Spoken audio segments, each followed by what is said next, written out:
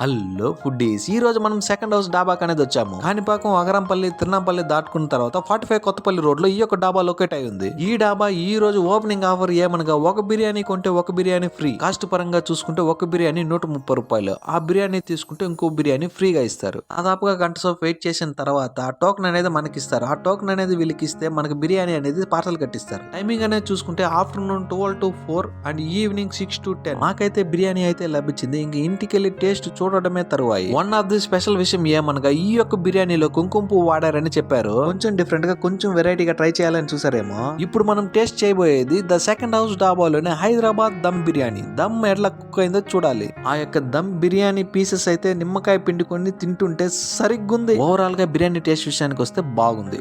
మరీ అంత హైదరాబాద్ బిర్యానీ అంత హైప్ ఇచ్చే టేస్ట్ అయితే లేదు. బిర్యానీ రైస్, కర్రీ, రైతా అనేది ఓకే అనే చెప్పవచ్చు. మా రివ్యూ మీకు నచ్చినట్లయితే సబ్స్క్రైబ్ చేసుకొని షేర్